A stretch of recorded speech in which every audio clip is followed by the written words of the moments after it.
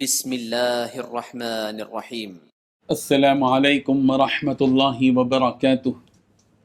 الحمد للہ وکفی وسلام علی عبادہ الذین اصطفی، اما بعد۔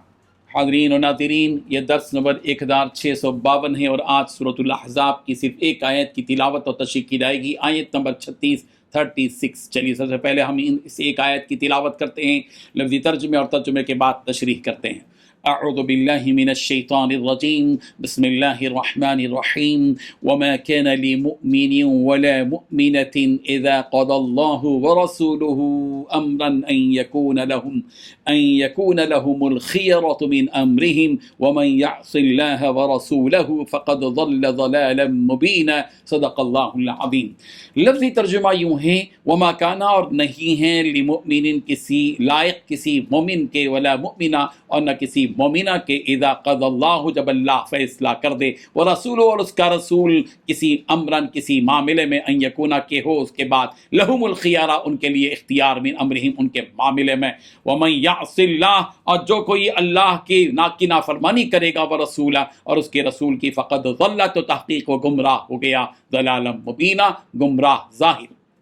ترجمہ یوں ہے، اور کسی مومن مرد اور مومن عورت کو حق نہیں ہے کہ جب اللہ اور اس کا رسول کوئی امر مقرر کر دیں تو وہ اس کام میں اپنا بھی کچھ اختیار سمجھیں، اور جو کوئی اللہ اور اس کے رسول کی نافرمانی کرے وہ سری گمراہ ہو گیا۔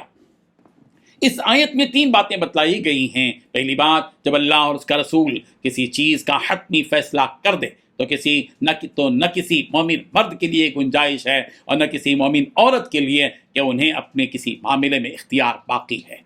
دوسری بات، جس نے بھی اللہ اور اس کے رسول کی نافرمانی کی وہ کھلی گمراہی میں پڑ گیا۔ بزرگان محترم، ایمان والوں کے صفات کا تذکرہ پچھلی آیت میں کیا گیا، یہاں اللہ تبارک و تعالیٰ شان بیان کر رہے ہیں مومن مرد کی اور مومن عورت کی، کہ مومن مرد ہو یا عورت، اللہ اور اس کے رسول کے کیے ہوئے فیصلے پر سب کو راضی رہنا چاہیے اور بخوشی اس پر عمل کرنا چاہیے۔ جب اللہ اور اس کے رسول نے فیصلہ سنا دیا ہے تو کسی بھی مرد یا کسی بھی عورت کو کوئی اختیار نہیں کہ وہ کام کرے یا نہ کرے، بلکہ انہیں وہ کام کرنا ہی ہوگا جس کا اللہ اور اللہ کے رسول نے فیصلہ سنا دیا ہے۔ اگر کوئی اس فیصلے کو نہیں مانے گا یا اس پر عمل نہیں کرے گا وہ اللہ اور رسول کا نافرمان کہلائے گا، اور یہ حقیقت ہے کہ نافرمان شخص ہدایت کے راستے سے بھٹک جاتا ہے اور گمراہی میں مبتلا ہو جاتا ہے، اور پھر کل قیامت کے دن اسے اس گمراہی کی سزا بھگتنا پڑے گا۔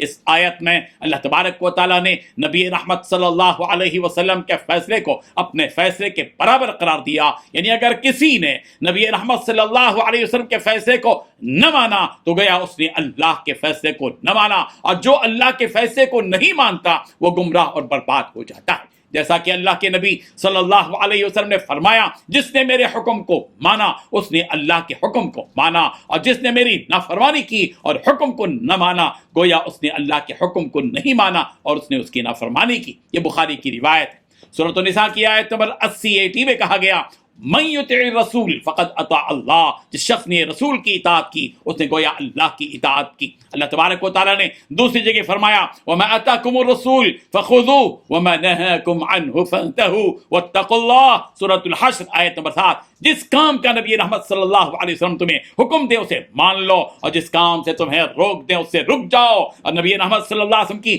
نافرمانی کے سلسلے میں اللہ سے ڈرو۔ اب ہمیں اپنے بارے میں غور کرنا چاہیے کہ کیا ہم نبی رحمت صلی اللہ علیہ وسلم کے ہر حکم پر عمل کر رہے ہیں یا نہیں۔ اگر نہیں کر رہے ہیں تو پھر یہ ہماری گمراہی کے لیے کافی ہے۔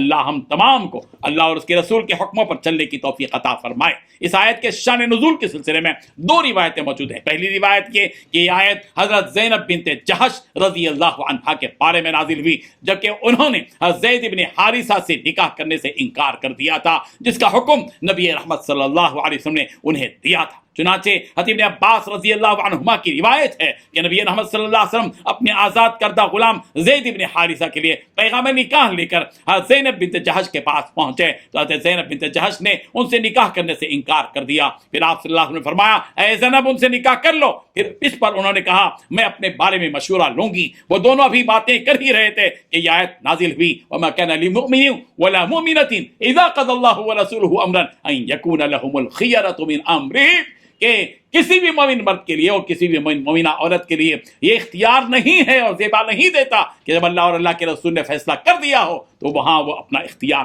چلائیں۔ اللہ اکبر۔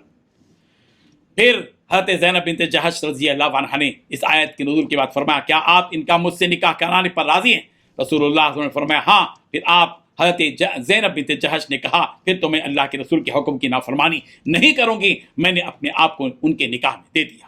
دوسری روایت یہ کہ یہ آیت حضرت ام کلثوم بنت عقبہ بن ابی معیط رضی اللہ عنہا کے بارے میں نازل ہوئی، جیسا کہ ابن زید رضی اللہ عنہ نے بیان فرمایا کہ یہ آیت ام کلثوم بنت عقبہ بن ابی معیط رضی اللہ عنہا کے بارے میں نازل ہوئی۔ وہ ہجرت کرنے والی سب سے پہلی خاتون تھیں، انہوں نے اپنے آپ کو رسول اللہ صلی اللہ علیہ وسلم کے لیے ہبہ کر دیا تو نبی رحمت صلی اللہ علیہ وسلم نے حضرت زید بن حارثہ رضی اللہ عنہ کا ان سے نکاح کرا دیا۔ اس پر وہ اور ان کے بھائی ناراض ہوئے کہ ہم نے تو چاہا تھا کہ آپ ان سے نکاح کریں مگر انہوں نے اپنے غلام سے نکاح کرا دیا۔ اس پر یہ آیت نازل ہوئی۔ اللہ تبارک و تعالی ہمیں ان حقائق کو سمجھنے کی توفیق عطا فرمائے اور اس کے لیے اللہ تعالی ہم سب کے سینے کو کھول دے۔ رب اشرح لی صدری ویسر لی امری واحلل عقدۃ من لسانی یفقهوا قولی وآخر دعوانا ان الحمد للہ رب العالمین۔